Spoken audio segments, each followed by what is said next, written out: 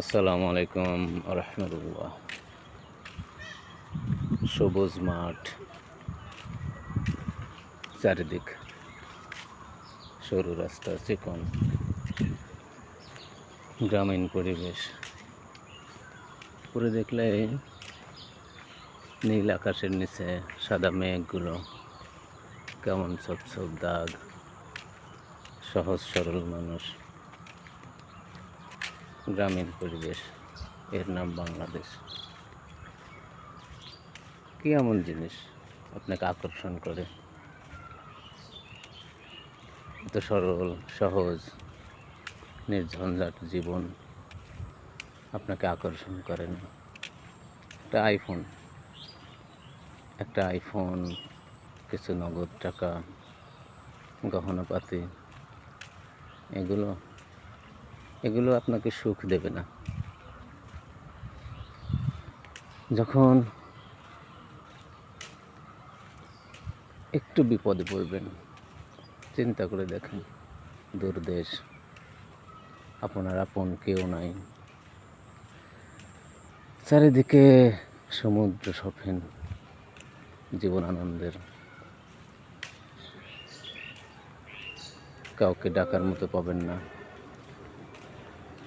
দুঃখ বলার মতো কেউ নাই।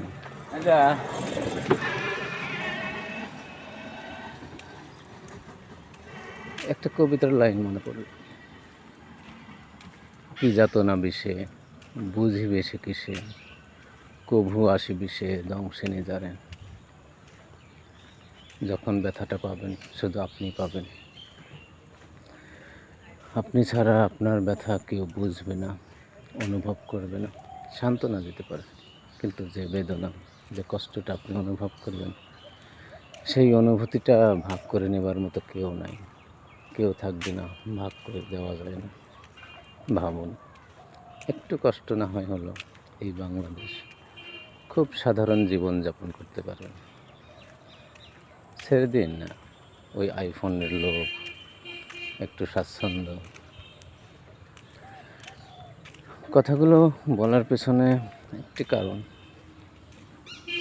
কালকের থেকে ওই যে ঘন কালো মেঘ দেখেছেন না, মনটা এরকম ভীষণ কালো অন্ধকার হয়ে আছে, গম্ভীরতায় ভরে আছে।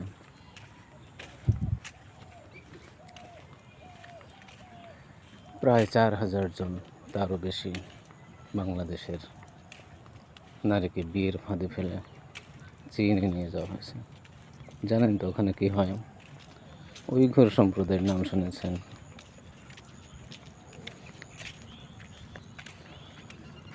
তাদের কষ্টগুলো একটু যদি জানতেন,